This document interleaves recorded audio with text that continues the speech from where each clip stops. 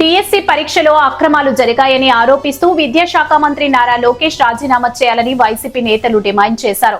ఈ మేరకు చిత్తూరులో నిరసన ర్యాలీ నిర్వహించారు. డిఎస్సి పరీక్షలు జరిగినట్లు ఆరోపిస్తున్న అక్రమాలకు బాధ్యత వహిస్తూ విద్యాశాఖ మంత్రి నారా లోకేష్ వెంటనే రాజీనామా చేయాలని వైసీపీ చిత్తూరు నియోజకవర్గ ఇన్ఛార్జ్ విజయానందరెడ్డి, పూతలపట్టు మాజీ ఎమ్మెల్యే సునీల్ కుమార్ డిమాండ్ చేశారు. చిత్తూరులోని గాంధీ సర్కిల్ నుంచి దర్గా వరకు వైసీపీ నాయకులు కార్యకర్తలతో కలిసి నిరసన ర్యాలీ నిర్వహించి ప్రభుత్వానికి వ్యతిరేకంగా నినాదాలు చేశారు. డిఎస్సి పరీక్ష నిర్వహణలో జరిగినట్లు ఆరోపిస్తున్న అవకతవకలపై సమగ్ర విచారణ చేపట్టి బాధ్యులపై చర్యలు తీసుకోవాలని వారు కోరారు.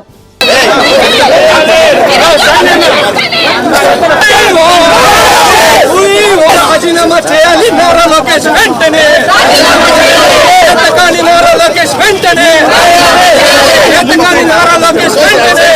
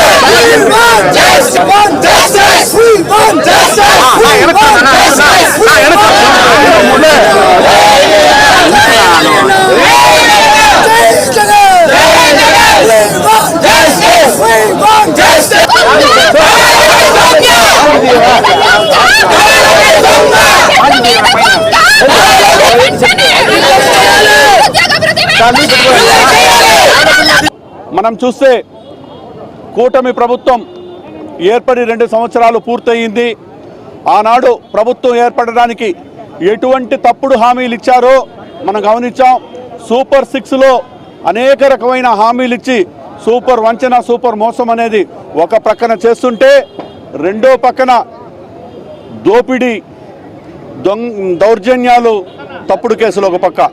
ఈరోజు పేద విద్యార్థులు డిఎస్సి రాసి మెరిట్లో పాస్ అయిన విద్యార్థులకు ఉద్యోగ అవకాశాలు కల్పించకుండా కేవలం పేమెంట్ ఎవరైతే ఎక్కువ ఇస్తారో, ఆథరైజేషన్ లేకపోయినా, వాళ్ళు ఎలిజిబుల్ లేకపోయినా వాళ్లకు ఉద్యోగ అవకాశాలు కల్పించి పేదవాళ్ళని నట్టేట ముంచిన విద్యాశాఖ మంత్రి వెంటనే రాజీనామా చేయాలి. అర్హులై డిఎస్సి రాసిన ప్రతి ఒక్కరికి ఉద్యోగ అవకాశం మళ్ళీ కల్పించాలి. తప్పుడు ఉద్యోగ పత్రాలు ఇచ్చి ఉద్యోగాల్లో జాయిన్ అయిన వాళ్ళందరినీ కూడా ఉద్యోగాల నుంచి తప్పించి వీళ్లకు నిరుద్యోగులకు న్యాయం జరగాలి. న్యాయం జరిగేంత వరకు కూడా యువజన విభాగం, విద్యార్థి విభాగం, సోషల్ మీడియా విభాగం గట్టిగా పోరాడడానికి సిద్ధంగా ఉంది.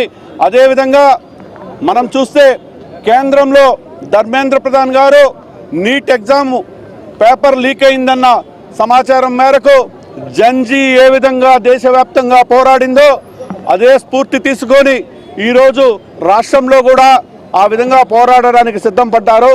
ధర్మేంద్ర ప్రధాన్ రిజైన్ చేశారు వెంటనే నైతిక బాధ్యత తీసుకొని.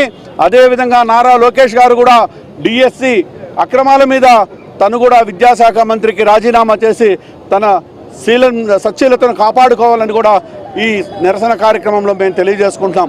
అదేవిధంగా చూస్తే రోజు రోజుకు నిరుద్యోగం పెరిగిపోతూ ఉంది. ఉన్న ఉద్యోగాలన్నీ ఊడిపోయి గతంలో కంటే ఇప్పుడు ఉద్యోగ అవకాశాలు కూడా తగ్గిపోయిందని కూడా మేము తెలియజేసుకుంటున్నాం.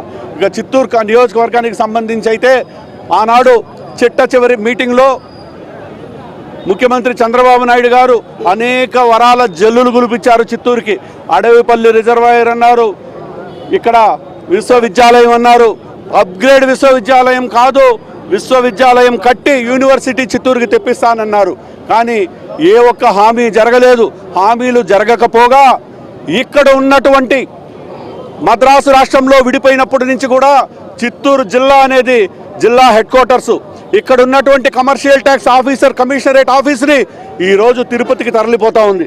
అదేవిధంగా నిన్నలా మొన్న ఎక్సైజ్ కమిషనరేట్ ఆఫీస్ కూడా తిరుపతికి తరలి వెళ్ళిపోయి చిత్తూరుని ఏమీ లేని అనాథ జిల్లాగా చేసే పరిస్థితి ఈరోజు వచ్చిందంటే ఇక్కడ పాలకుల యొక్క నిర్లక్ష్యమే దీనికి కారణమని, వీళ్ళు ఎప్పటికైనా చిత్తూరు ఈరోజు ఇంత అభివృద్ధికి నోచుకోలేదంటే ఈ పాలకుల యొక్క నిర్లక్ష్యం అని గట్టిగా ప్రజలందరూ కూడా నమ్ముతున్నారు.